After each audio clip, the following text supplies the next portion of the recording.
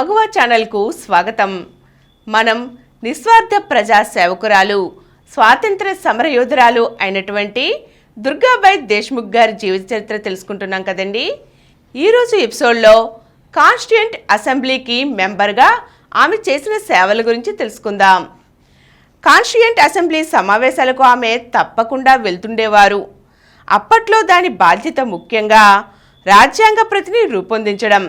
అందుచేత స్త్రీలకు సంబంధించిన విషయాలపై చర్చలు ఎప్పుడైనా దాటవేస్తారేమోనని ఆమె అసెంబ్లీకి మానకుండా వెళ్ళేవారు. ఇంచుమించుగా స్కూలుకు వెళ్ళినంత శ్రద్ధగా ఆమె అక్కడ హాజరయ్యేవారు.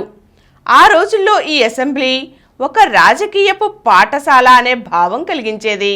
పండిట్ నెహ్రూ, వల్లభాయ్ పటేల్, గోపాలస్వామి అయ్యంగార్ వంటి ప్రముఖులు రాజ్యాంగంలో అతి జాగ్రత్తగా పరిశీలించి పొందుపరచవలసిన పౌర హక్కులు, ప్రామాణిక సూత్రాలు, రాష్ట్ర రాజకీయ తత్వాలు అప్పట్లో చాలా శక్తివంతంగా ఉండే రాజులు వారి రాజ్యాలు సునిశితంగా చర్చించి, వివరించి, విశదీకరించి విశ్లేషణ చేస్తుండేవారు.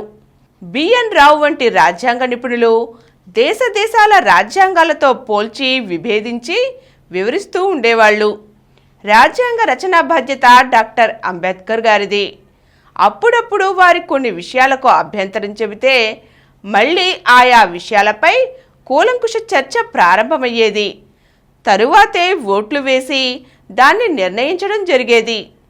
రాజకుమారి అమృత్ కౌర్, రేణుకా వంటి స్త్రీ సభ్యులతో పాటు దుర్గాబాయి గారు చాలా బాధ్యతతో ఈ విషయంలో తలమునకలుగా ఉండేవారు. స్టీరింగ్ కమిటీ సభ్యురాలిగా ఆమె పని తక్కువేం కాదు.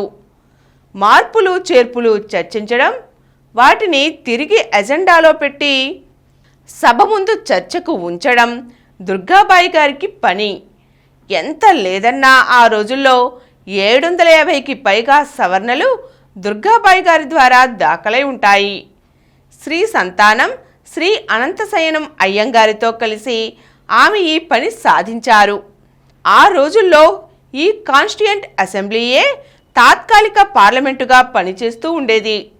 క్రమశిక్షణకు, బాధ్యతాయుత కార్యసాధనకు ఆ రోజుల్లో అది ప్రతీకగా ఉండేది.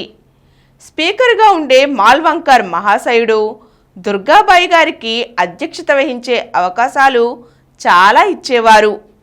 అలాంటి ఒక సందర్భంలో ఒక సభ్యుడు నన్ను సర్ అని సంబోధించాడని కొందరు సభ్యులు అభ్యంతరం లేవనెత్తారు. సర్ అంటేనేం, మేడం అంటేనేం, ఇక్కడ లింగ భేదానికి తావులేదని దుర్గాబాయి గారు ఆ మెంబర్లకు సర్ది చెప్పారు. ఆమె అధ్యక్షురాలిగా కూర్చున్న సమయంలోనే ఆమెను ప్రభావితం చేసిన బెనారస్ హిందూ విశ్వవిద్యాలయానికి సంబంధించిన బిల్లులు అంగీకరించడం జరిగిందని సగర్వంగా చెబుతారామే. అలాగే అలీఘర్, విశ్వభారతి విశ్వవిద్యాలయాలకే కాదు, హిందూ కోడ్ బిల్లు చర్చలప్పుడు చాలాసార్లు దుర్గాబాయి గారు అధ్యక్షురాలిగా ఉండడం జరిగింది. బాధ్యత ఎరిగిన ఓ స్త్రీ ఇటువంటి విషయాల పట్ల ఎక్కువ మక్కువ చూపడం న్యాయమే కదా. కానీ ఛాందస సాంప్రదాయాలతో తలమునకలైన సభ్యులకు ఇది కొంచెం తోచేది కాదు. కానీ స్త్రీలు ఎప్పుడో వేదకాలం నాడు పూజింపబడ్డారని, రక్షింపబడ్డారని సంతోషపడుతూ కూర్చోవడం సబబేనా? బ్రిటిష్ వారి పాలనలో స్త్రీల విద్యావ్యాప్తికి అంకురార్పణ జరిగింది. అసెంబ్లీలలో స్త్రీలు ఎన్నికయ్యారు. కానీ వారి అభ్యుదయం మటుకు కుంటి నడకలే నడిపించిందని ఒక నిదర్శన చెబుతోంది. హిందూ కోడ్ బిల్లు వీగిపోవడానికి ఇదే పెద్ద కారణమంటారు దుర్గాబాయి గారు. అందుకే సుదీర్ఘంగా చర్చింపబడినా కూడా హిందూ కోడ్ బిల్లులో 4 అంశాలు పార్లమెంటు ఆమోదముద్రకు నోచుకున్నాయి. తరువాత 1951లో తాత్కాలిక పార్లమెంట్ కలచివేయబడింది. సనాతనవాదుల అభిమతం ఎలా ఉంటుందో తరువాత జరిగిన ఎన్నికలు వ్యక్తం చేయడం అందరికీ తెలిసిన సంగతే.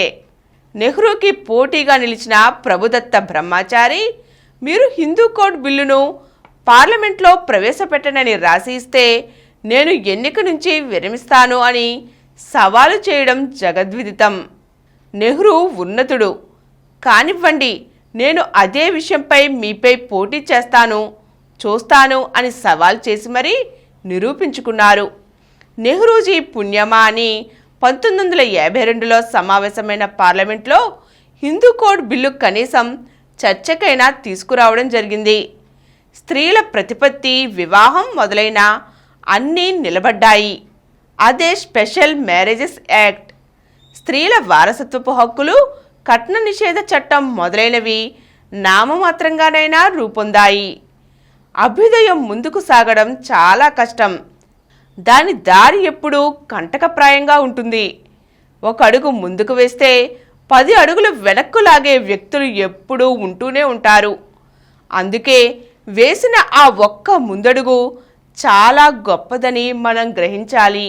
ఈరోజు మనం కాన్స్టిట్యూయెంట్ అసెంబ్లీ మెంబర్గా దుర్గాబాయి గారు చేసిన మంచి కార్యాలను తెలుసుకున్నాం కదండి.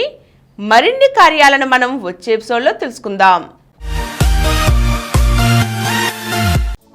ఈ కార్యక్రమం మీకు ఎంతో నచ్చింది కదా. ఇటువంటి మరిన్ని వీడియోల కోసం అనతి కాలంలోనే 20 కోట్ల వ్యూస్ సాధించిన సమరం ఛానల్ సమర్పించు సమరం మగువా ఛానల్కు సబ్స్క్రైబ్ చేయండి, లైక్ చేయండి, మీ ఫ్రెండ్స్కి షేర్ చేయండి. అలాగే ప్రక్కనున్న గంట సింబల్ని ప్రెస్ చేయడం మర్చిపోకండి. Please download Samaram Channels app from Google Play Store and watch your favorite channels. Click the bell icon and subscribe to the channels.